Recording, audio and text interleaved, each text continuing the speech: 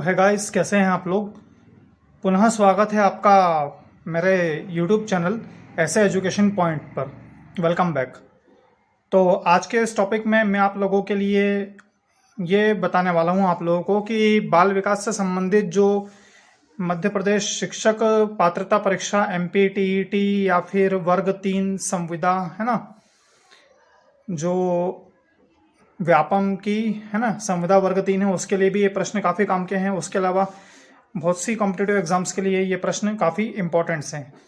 तो बाल विकास से संबंधित प्रश्नों को आज हम कुछ खास प्रश्नों को जो परीक्षाओं में पूछे जा रहे हैं उनको हम देख लेते हैं, है ना।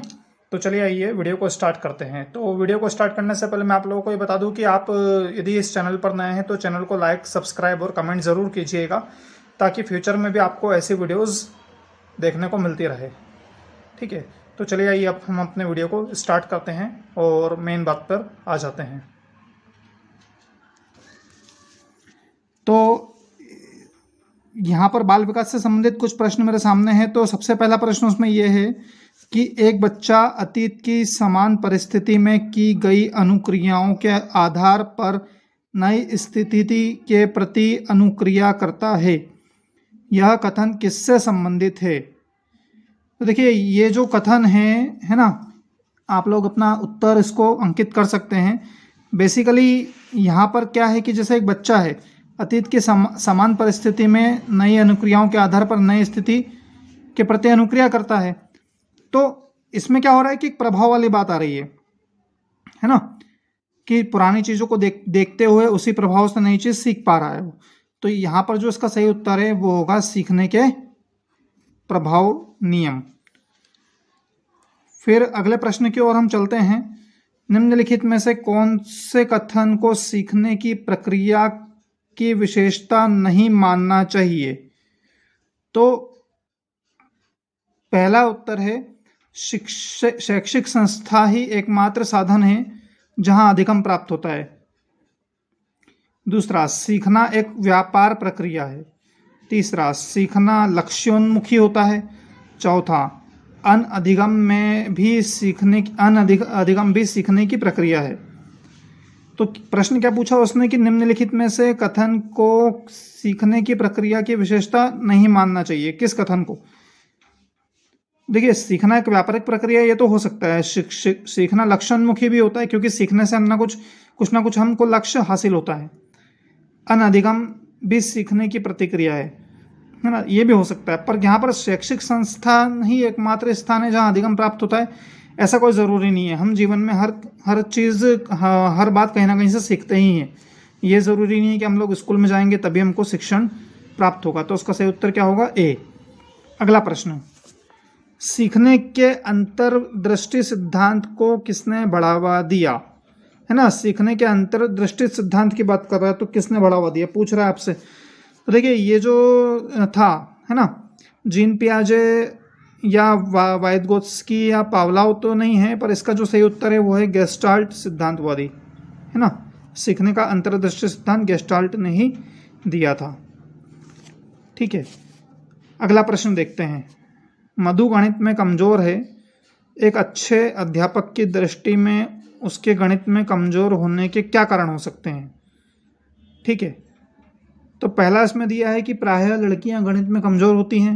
ये तो खैर कोई ज़रूरी बात नहीं है। उसके माता पिता अनपढ़ हैं। उसके माता पिता अनपढ़ होने से उसके सीखने पर कोई प्रभाव नहीं पड़ता। उससे अध्ययन में रुचि नहीं है, ये हो सकता है। गणित शिक्षण की विधि त्रुटिपूर्ण है। देखिए, सबसे प्रॉपर जो आंसर है ना, तो गणित शिक्षण की विधि त्रुटिपूर्ण है, ये हो सकता है कि उसको सिखाने की जो प्रक्रिया है वो सही ना हो, है ना। तो ये प्रश्न उसका समुचित उत्तर है, एकदम प्रॉपर आंसर है। चलिए अगले प्रश्न की ओर चलते हैं।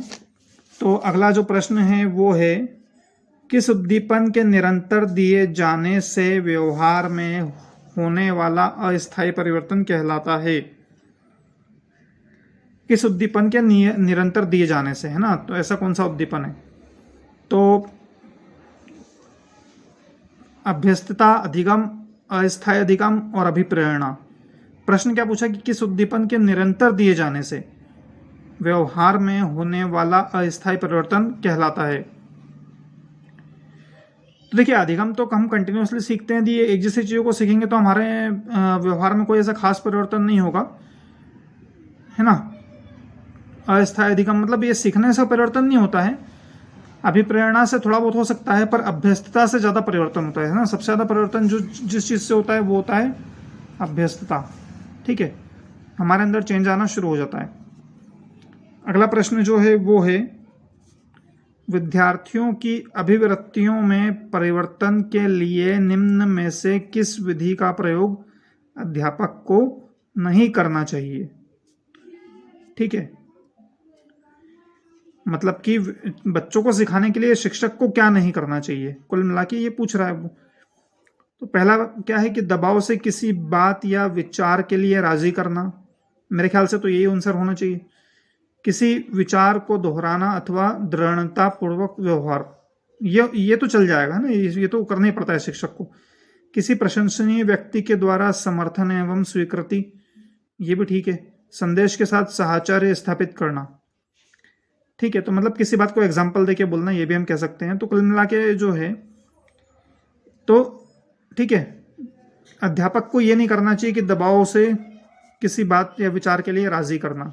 हो सकता है कि शिक्षक कोई बात गलत कह रहा हो, है ना। चलिए अगली बात, नवीन ज्ञान तथा नवीन प्रतिक्रियाओं का अर्जन करने की प्रक्रिया अधिगम प्रक्रिया है, ये कथन किसने दिया था?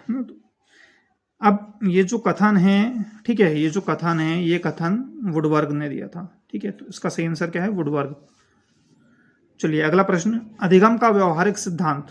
तो अधिगम का जो व्यवहारिक सिद्धांत है उसकी बात करें तो पहला है इसका ऑप्शन संबद्ध प्रक्रिया का सिद्धांत, संबद्ध प्रतिक्रिया का सिद्धांत। दूसरा है स्किनर की क्रिया प्रसूत अधिगम का सिद्धांत। तीसरा है प्रबलन सिद्धांत। चौथा उपरोक्त सभी। तो अधिगम का जो व्यवहारिक सिद्धांत है वो है संबंध, है ना, प्रतिक्रिया का सिद्धांत। ठीक है, ये प्रश्न इसका हो गया।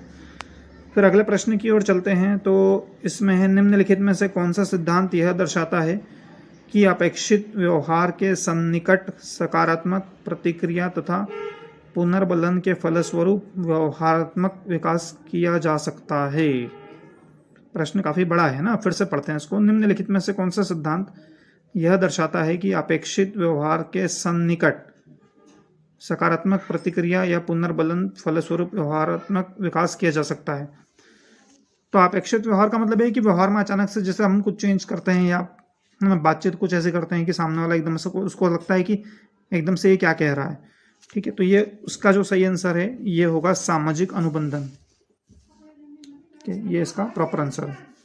अगला प्रश्न, एक शिक्षिका अपने आप से कभी भी प्रश्नों के उत्तर नहीं देती, वह अपने विद्यार्थियों को उत्तर देने के लिए समुचित चर्चाएं और सहयोगात्मक अधिगम अपनाने के लिए प्रोत्साहित करती है।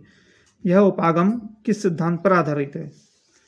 ठीक है, तो यह जो उपागम है ये अनुदेशात्मक सामग्री के उचित संगठन, अनुदेशात्मक सामग्री के उचित संगठन, इस पर आधारित है।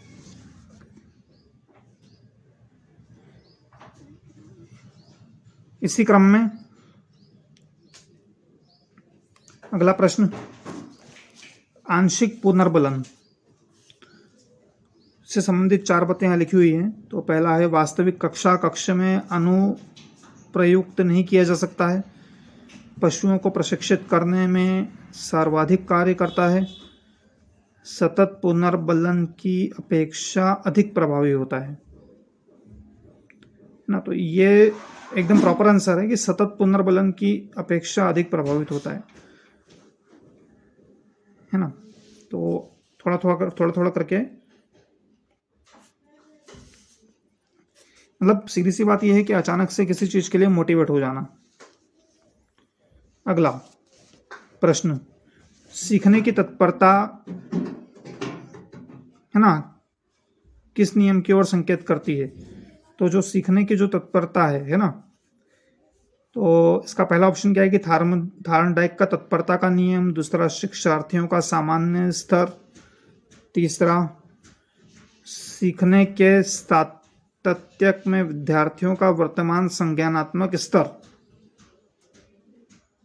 है ना, शिक्षार्थियों का वर्तमान संज्ञानात्मक स्तर। तो ये इसका प्रॉपर आंसर है ना, कि सीखने की जो तत्परता है वो बुद्धि से संबंधित, और जब बुद्धि का यूज करके किसी चीज को सीखा जाता है, मतलब संज्ञानात्मक रूप से किसी चीज को सीखा जाता है तो जल्दी सीखने में आता है। तो प्रॉपर आंसर क्या है कि सीखने के साथ तत्यक में विद्यार्थियों का वर्तनात्मक संज्ञानात्मक स्तर। चलिए अगला, एक पीटी शिक्षक क्रिकेट के खेल में अपने शिक्षार्थियों के क्षेत्र रक्षण को सुधारना चाहता है। निम्नलिखित में से वह कौन सी युक्ति शिक्षार्थियों को अपना लक्ष्य प्राप्त करने में सर्वाधिक सहायक है? तो पहला ऑप्शन है शिक्षार्थियों को क्षेत्र रक्षण का अधिक अभ्यास करवाना। ये बात सही है कि यही इसका सही आंसर होना चाहिए। दूसरा, शिक्षार्थियों को यह बताना कि क्षेत्र रक्षण सीखना उसके लिए महत्वपूर्ण है। तीसरा, बेहतर क्षेत्र रक्षण और सफलता की दर के पीछे तर्क को स्पष्ट करना। चौथा, क्षेत्र रक्षण को प्रदर्शित करना और शिक्षार्थी अवलोकन करेंगे। तो शिक्षार्थियों को क्षेत्र रक्षण का अधिक अभ्यास करवाना, है ना, क्षेत्र रक्षण को सुधारना चाहता है, तो यही उसका प्रॉपर आंसर होना चाहिए। चलिए अगला प्रश्न। तो अगला प्रश्न है, किस अधिगम मनोवैज्ञानिक ने, है ना, प्रश्न क्या है, किस अधिगम मनोवैज्ञानिक ने बाल अधिगम विकास में पुरस्कार को महत्व नहीं दिया है? Thorndike, Pavlov, Skinner, गुथरी। यदि आपको इस प्रश्न का सही उत्तर हो तो कमेंट्स करके जरूर बताइएगा। वैसे इस प्रश्न का जो सही उत्तर है वो है गुथरी, है ना। पावलर, थॉर्नडाइक और स्किनर ने तो प्रयोग किए थे, और जो बचा है गुथरी, है ना, वही इस प्रश्न का सही उत्तर है कि मनोवैज्ञानिक के बाल अधिगम विकास में पुरस्कार को महत्व नहीं दिया। ठीक है, विकास का वही संबंध परिपक्वता से है जो उद्दीपन का, है ना, विकास का वही संबंध परिपक्वता से है। मतलब परिपक्वता आती है तो विकास होता है, तो क्या चीज होगी तो उद्दीपन होगा, है ना, क्या चीज होगी तो उद्दीपन होगा। प्रतिक्रिया करेंगे तो उद्दीपन होगा, है ना। उद्दीपन मतलब कि किसी चीज के लिए एकदम से अलर्ट हो जाना और उस काम को करने के लिए, है ना, तत्पर हो जाना। अगला, थॉर्नडाइक का व्यक्तित्व के वर्गीकरण का आधार है। तो थॉर्नडाइक ने जनरल जो नियम दिए हैं वो मानसिक और चिंतन से संबंधित नियम ही दिए हैं, है ना। तो चिंतन और कल्पना, इन चारों ऑप्शंस में से जो चिंतन और कल्पना है, यही इस प्रश्न का सही उत्तर है। फिर अगला जो प्रश्न है, के अतिरिक्त निम्नलिखित सभी के कारण अधिगम अक्षमता उत्पन्न हो सकती है। ठीक है, प्रश्न क्या है, के अतिरिक्त सभी के कारण अधिगम अक्षमता उत्पन्न हो सकती है। किसके अतिरिक्त, है ना। अधिगम अक्षमता का मतलब ये है कि जैसे सीखते सीखते एकदम से कोई चीज सामने आ जाए तो हम उस चीज पर ध्यान नहीं दे पाते, है ना। तो सांस्कृतिक कारक, सेरेब्रल डिस्फंक्शन, संवेदनात्मक विघ्न, व्यवहारात्मक विघ्न। तो सही उसका उत्तर जो है वो यही है ना, सांस्कृतिक कारक। फिर अगला प्रश्न है, निम्नलिखित में से कौन सा कारक अधिगम को सकारात्मक प्रकार से प्रभावित करता है? सीखने को सकारात्मक प्रकार से प्रभावित करता है ना। तो अनुत्तीर्ण होने का भय, सहपाठियों से प्रतियोगिता। अनुत्तीर्ण होने का भय यह नहीं है कि सीखना मतलब बच्चा हो सकता है कि इंपॉर्टेंट क्वेश्चन से याद कर ले, सीखे ना। सहपाठियों की से प्रतियोगिता ये हो सकता है। अर्थपूर्ण संबंध, है ना, ये एक प्रॉपर आंसर है कि सकारात्मक रूप से प्रभावित करता है, मतलब समझ समझ के लिए किसी चीज को सीखे, है ना। तो बच्चा जो है,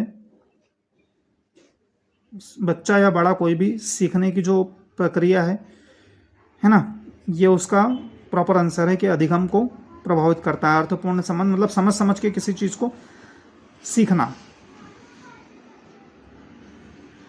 माता पिता की ओर से दबाव तो हो नहीं सकता। अगला, 5वीं कक्षा से ऊपर विद्यार्थियों द्वारा की गई त्रुटि को खालिस्तान का संकेत मानना चाहिए।